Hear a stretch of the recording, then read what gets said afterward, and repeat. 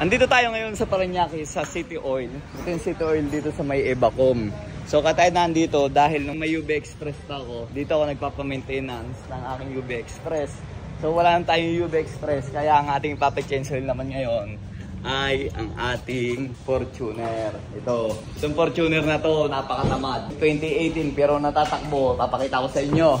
Ayan, 47,955 pa lang na natatakbo. Ito yung makina natin. Ang gumagamit kasi nito yung mga anak ko. Saka chinesel natin to, huli 42,000. So bali wala pong 5,000, pero magpa 5,000 din, gawin ko 5,000. Ito ang ating mekaniko dito, Marlon. Napaka busy. Ayan na ating Fortuner, nakahang na kasi dinedrain na yung langis.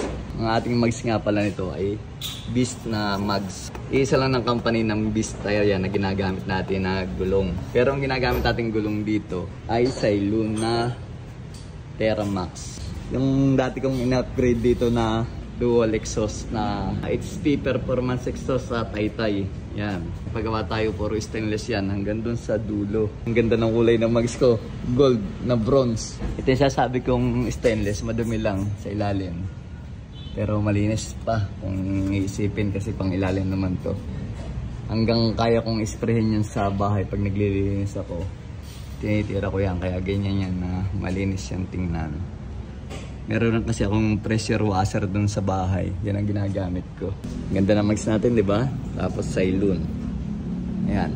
Pero ang gagamitin natin lang is walang iba kundi ang ating same pa rin na ginagamit na synthetic diesel engine oil ng Dino Oil. Alright. Ayan. 8 liters to, 7.5 ang isasali natin. At meron na tayong filter na pang Fortuner. C111. May mga number to bawat sasakyan. Kung ano yung sasakyan, may kanya-kanyang size yan para sa oil filter.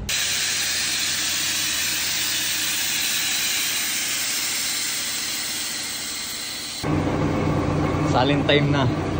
Kitang-kita pala dito yung tambucho ko. Down turbo tinatawag dito. Puro stainless. HP performance exhaust. Nagkabit sa atin yan. Tambucho natin yan. Pero ang ginagamit natin lang is, napakaganda talaga ng kulay. Itong ating synthetic na diesel engine oil. Ito yung sinalin.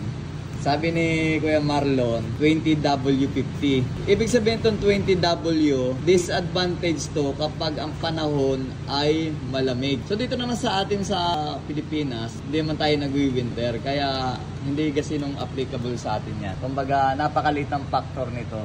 Ibig sabihin ng W, winter yan. Itong 20, kumbaga sa taba ng baboy, madaling mag-sebo kapag malamig. Pero dito naman sa atin, hindi naman nag-yellow rito, kaya okay lang. Mas maganda naman to kapag mainit. So ayan, nililinisan ni Marlon. Tamo, yan to, yung sa kapitbahay ko, may tanim na kawayan. Ang tawag diyan, air filter. So last time kuya, nung kinensel ko ng 42,000 yung mileage, pinalitan ko to kaya napansin mo puti pa. Napakasipag talaga dito. Si Kuya Marlon, nanginan na niya yung preno ko.